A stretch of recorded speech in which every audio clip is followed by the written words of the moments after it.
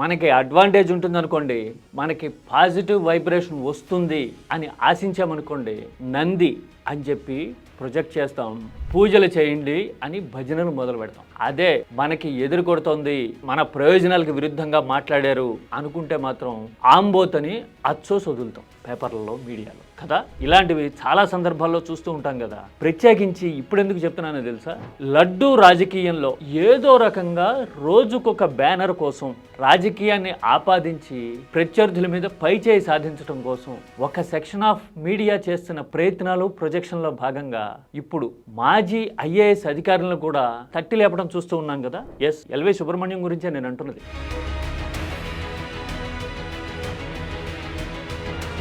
ఆయన మాట్లాడిన మాటల్ని బ్యానర్ పెట్టడం చూస్తే, ప్రత్యేకంగా హైలైట్ చేయడం చూస్తే నాకు ఒక 6-7 గతం గిర్రును తిరిగి కళ్ళ ముందు కనపడింది. ఇదే మీడియా ఎల్వి సుబ్రహ్మణ్యం విషయంలో గతంలో ఎలాంటి రాతలు రాసింది, ఇప్పుడు ఎందుకు ఇంతలా మాటలు మార్చింది, డీటెయిల్డ్గా చూస్తే గనక రాజకీయ వక్రీకరణలు, మీడియా ప్రొజెక్షన్స్ జనం ఆలోచనల్ని, దృక్పథాన్ని ఎలా మ్యానిపులేట్ చేయాలనుకుంటున్నాయో మనకి క్రిస్టల్ క్లియర్గా తిరుగులేని రుజువులతో సహా అర్థమైపోతుంది. డిస్క్లైమర్ అనుకోండి, ఇంకేమైనా అనుకోండి, నేను ముందే చెప్తున్నా, బ్యూరోక్రాట్ల మీద కానీ ఇంకెవరి మీద అయినా కానీ ప్రత్యేకమైన పాజిటివ్ నెగిటివ్ కోణాలేమి నాకు లేవు, కానీ వాస్తవాల్ని వాస్తవంగా ఆర్కైవ్స్ తిరగేసి ఆధారాలతో సహా చూపించడం మాత్రమే ఇక్కడ ఉద్దేశం.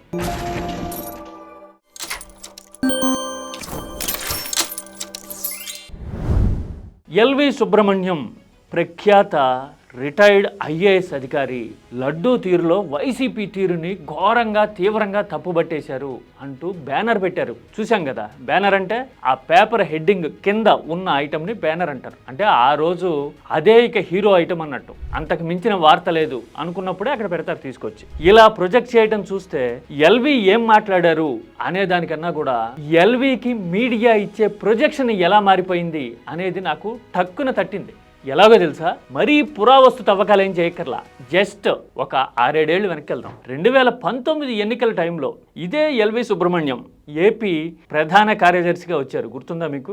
ఎలక్షన్ కమిషన్ ఆఖరి నిమిషంలో ఆయన్ని రంగంలోకి దించితే చంద్రబాబు ఎంతలా ఆ నియామకాన్ని వ్యతిరేకించారు. ప్రభుత్వ ప్రధాన కార్యదర్శిగా ఉన్న ఎల్వికి నాటి సీఎం చంద్రబాబుకి మధ్య ఎన్నికల సమయంలో ఎలాంటి కాన్ఫంట్రేషన్ నడిచిందో గుర్తుందా మీకు? కొన్ని మీడియా కథనాలు కూడా చూపిస్తా చూడండి. ఎల్విని ప్రధాన కార్యదర్శిగా నియమిస్తూ ఈసీ ఆదేశాలు ఇవ్వగానే చంద్రబాబు ఏమన్నారు, ఎల్వి జగన్ కేసుల్లో నిందితుట, ఆయన నియామకం మీద తీవ్ర అభ్యంతరాలు ఉన్నాయట. ఇది స్టార్టింగ్ ఫ్లాష్ పాయింట్ మాత్రమే. ఆ తర్వాత నిరంతరం ఘర్షణాత్మక వాతావరణము, తనని రీస్ట్రెయిన్ చేసేస్తున్నారు, రీస్ట్రెయిన్ చేసే హక్కు, అధికారం ప్రధాన కార్యదర్శిగా ఉన్న ఎల్వికి ఎవరిచ్చారు అంటూ పదే ప్రకటనలు చేయడం, మీడియా హైలైట్ చేయడం. అప్పట్లో నేను న్యూస్ హెడ్గా ఉన్న ఒక ఛానల్లో అయితే యాజమాన్య ఆదేశానుసారం వరుసగా గంటల కొద్దీ చర్చలు నడిపించిన సందర్భం కూడా నాకు గుర్తుంది.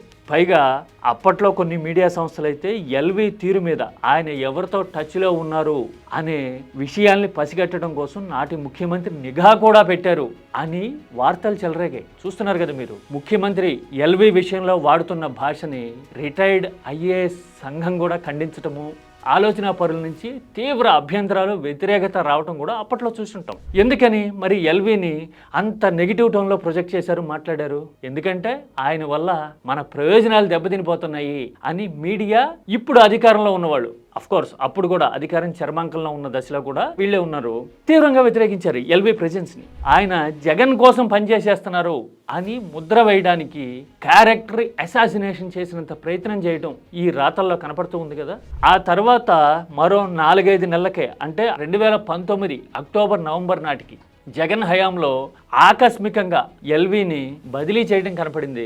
సీఎంఓలో నాటి అధికారులతో ఎల్వికి పొసక్కపోవడం వల్లే అలాంటి నిర్ణయం తీసుకున్నారు అనేది ఓపెన్ సీక్రెట్. ఇప్పటికీ కూడా ప్రవీణ్ ప్రకాష్ లాంటి వాళ్ళు ఆ సందర్భాన్ని గుర్తు చేసుకుంటూ ఉంటారు.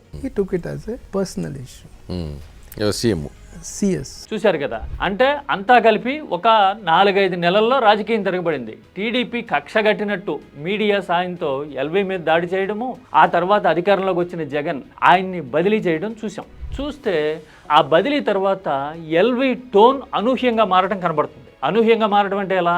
2019 ఎన్నికల్లో ఎవరితో అయితే కాన్ఫంట్రేషన్ వచ్చే తరహాలో వ్యవహరిస్తూ తాను నిక్కచ్చిగా ఉన్నాను అని చెప్పారో, అదే చంద్రబాబు విషయంలో చెప్పారో, అదే చంద్రబాబుకి అనుకూలమైన ప్రకటనలు ఎల్వి చేశారు. ఎందుకని?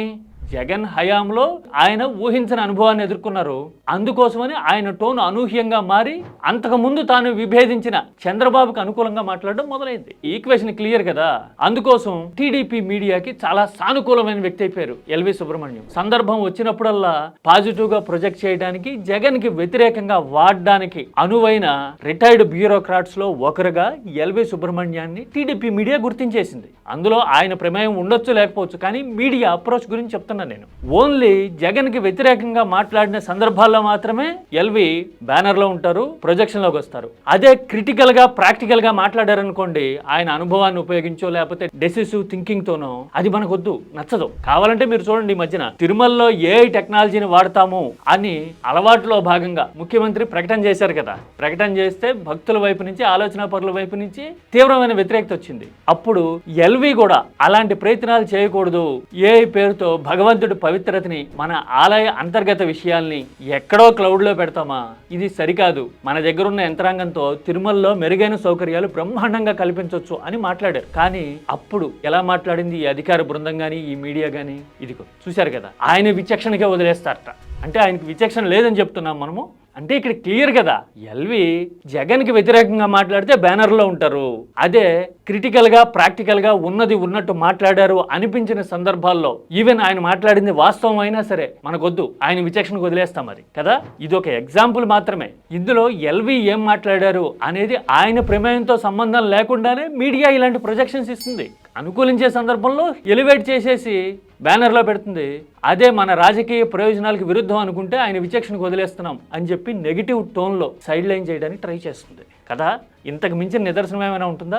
రాజకీయ వర్గాల కోసం ఈ హోల్ ఎపిసోడ్లో 2 విషయాలు తెలుస్తాయి. ఒకటి, రాజకీయం, మీడియా ఎంత కంజాయింట్ ట్విన్స్గా ఉన్నాయి, ప్రొజెక్షన్స్ విషయంలో జనం ఆలోచనల్ని మ్యానిపులేట్ చేసే విషయంలో ఎంత మెటిక్యులస్గా పనిచేస్తాయి అనేది తెలియడం ఒక పాయింట్ అయితే, రెండోది సమయాన్ని బట్టో తమకు లభించిన ట్రీట్మెంట్ని బట్టో అభిప్రాయాలు మార్చుకొని పక్షపాతంతో మాట్లాడేవాళ్ళు నిష్పాక్షికంగా రాష్ట్ర ప్రయోజనాల విషయంలో అభిప్రాయాన్ని వ్యక్తం చేస్తారు అనుకోగలమా?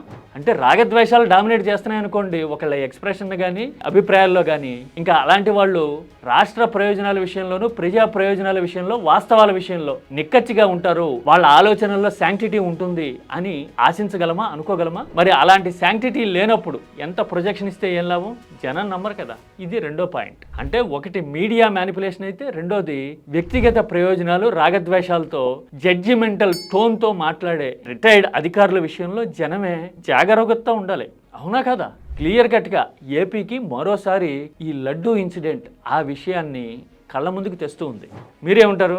బ్యూరోక్రాట్లను ముందు పెట్టి మీడియా వాటంగా ప్రత్యర్థుల మీద ప్రచారం చేయించి అభిప్రాయాలు రుద్దాలి అనుకునే ధోరణిని ఎలాగా అర్థం చేసుకోవాలి, కౌంటర్ చేయాలి? నిర్మాణాత్మకంగా మాట్లాడదామా?